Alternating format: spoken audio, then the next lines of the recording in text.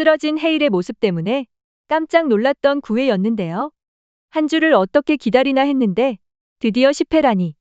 다행히 헤일은 병원에서 깨어났고 이영준 신부와 꿈에서 만나 더 이상 혼자 외롭게 싸우지 않기로 마음을 먹게 됩니다. 본격적으로 경선과 출격까지 하는데요. 하필 특보라니 또다시 우리에게 기다림을 주다니. 주치의로부터 김해일의 상태를 듣고 충격을 받은 인경과 성규. 신학교의 처참한 현장을 본 고마르타 또한 이렇게 무력하게 있어서는 안 된다는 생각을 하게 되죠. 든든한 조력자들이 잔뜩 생긴 것 같죠? 홍식이 조직원들을 이용해 신학교를 습격했다는 사실을 알고 남두원은 분노하는데요. 자신에게 말했으면 문제없이 해결했을 텐데 괜히 더 힘들어진 것 같아서겠죠. 둘은 결국 이 일로 감정이 상하고 손절의 시계를 앞당길 것처럼 보이네요. 두 사람 참 안 어울리긴 합니다. 남두원의 방을 털러 갔다가 테이저 공격을 당한 경선이었죠. 하필 쓰레기장에서 눈을 뜨다니. 거기다 구대영 일당들은 폭탄을 찾아 헤매다 걸리게 되었죠. 설상가상 기분이 안 좋은 홍식이 신학교 습격 실패의 죄를 물어 해파리를 눈앞에서 죽여버리는데요. 와, 눈앞에서 이런 상황을 보다니. 충격에 빠질 수밖에 없는 구대영 일당. 다행히 열빙어가 막삼이 오사카 대전에서 등에 꼬치를 찔린 상처가 있으니 확인해 보자고 해 목숨을 건질 수 있게 되는데요. 헤일이 캠핑에서 구대영 등에 꼬치를 꽂았던 것이 이렇게 도움이 될 줄이야. 의식을 잃은 헤일은 이영준 신부를 만나게 되는데 머리도 새로 한 신부님은 왜 고통을 나눌 줄 모르냐며 받을 사람들에게는 고통이 아니라 믿음이며 그것이 그들을 더 나은 사람으로 만들어줄 것이라 조언하죠. 자신 또한 헤일과 만나 그랬다고 하는데요. 헤일에게 정말 큰 가르침이 됐을 것 같네요. 이제 모두가 알게 된 헤일의 병. 헤일은 진심으로 사과하게 되는데요. 이제 정말 혼자 책임지지 않고 모두가 같이 해결했으면 좋겠네요. 제발 몸 좀 사리라고요. 도우와 교장 신부는 헤일이 벨라또라는 사실까지 알게 됩니다. 한편 헤일의 선배는 홍식에게 잡혀 정보를 누구에게 줬는지 불라며 고문을 당하게 되는데 노트북과 핸드폰의 자동 삭제 기능 때문에 입으로 불지 않으면 절대 알 수 없는 상황. 그 시각 헤일이 아프다는 소식을 듣고 배를 빠져나가려던 대형 일당은 배 안에서 들리는 고문 소리 때문에 다시 돌아가는데요.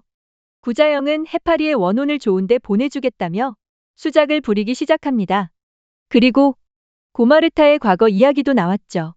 처음에 의지가 불탔던 그녀, 우마구에와 마약 조직을 소탕하려고 했지만 철저히 무시를 당하고 박 대장 일행이 집으로 쳐들어와 그녀와 가족들에게 불을 붙이려 해 결국 굴복하게 된 것이었는데요. 헤일의 모습을 보고 망설이던 자신을 후회하는 고마르타. 헤일과 손을 잡고 다시 처음의 그녀로 돌아가기로 결심합니다. 헤일과 도우는 시민 감시단으로 마약 수사 참관과 조사를 하게 되는데 세 사람은 볼보이들의 아지트를 급습해 해판일 소포장하는 녀석들을 잡아들이는데 성공합니다. 한편 새로운 검사장의 굴욕을 당한 남두헌. 분노하며 경선을 불러 꿀단지를 따겠다 선언하는데요. 경선은 남두헌이 떠나면 김홍식 또한 우마구를 날려버릴 가능성이 커 어떻게든 사태를 조금이라도 미뤄야 할 것 같죠. 홍식 역시 때마침 우마구를 떠나야 한다는 춘섭과 인철의 말에 고민 중인데요. 경선이 나서야 할 차례 홍식에게 전화를 해 해리단길을 걷다 그가 생각났다며 전화를 하는데요. 홍식은 너무 놀라 총까지 쏴버리죠. 이렇게 순진한 사람이 말이야. 경선은 홍식을 꼬시기 위해 자신이 후원하는 아이들의 장학금을 부탁하고 우마구가 맘에 든다며 핵폭탄이 떨어진다 해도 당분간 여기 있겠다 말해 홍식의 발목을 붙잡게 되죠. 아주 제대로 반해버린 것 같은 홍식. 그런데 열빙어의 진짜 정체가 밝혀졌는데요. 이건 좀 충격적이었습니다. 마수대 형사였던 그가 언더커버로 조직에 들어왔다. 그의 정체를 아는 사람이 모두 죽는 바람에 진짜 약쟁이 조직원이 되었던 것인데요. 심지어 전과까지 남아있죠. 대영은 그런 열빙어에게 꼭 경찰로 복귀시켜 주겠다고 약속하고 배에 갇혀있는 여자의 정체가 정보와 관련된 인물임을 알아내 헤일에게 전해주게 됩니다. 한편 고자에프는 투자자인 척 박 대장에게 접근해 배에 5천억의 돈과 함께 폭탄이 있다고 말해주는데요. 박 대장은 남두헌에게 찾아가 사실을 말하자 남두헌이 가만히 있을 리 없죠. 인터폴의 도움을 요청해 홍식을 제거하려는 남두헌. 그 시각 구자영은 헤일을 배 안으로 데려오기 위해 해파리의 원혼을 달래주는 구슬하며 원혼이 하나가 아니라고 거짓말을 합니다. 죽은 불장어가 나타나고 자영은 자신이 더 이상 이 원혼을 달랠 수 없으니 신이 내린 신오빠 신언니가 와야 된다며 설득하는데요. 그렇게 배에 탑승하게 된 신오빠 신언니 경성과 해일. 근데 두 사람의 성별이 바뀔 줄이야. 제대로 빵 터지게 만드는 두 사람인데요. 이걸 몰라본다고? 그런데 하필 홍식과 마주하게 된 해일. 해일을 알아본 홍식은 자신이 협박 중인 선배와 해일이 한편임을 알게 되죠. 아직까지 다행인 건 경선이 한편이라는 사실은 모르는 것 같죠? 더 분노할까봐 무섭습니다.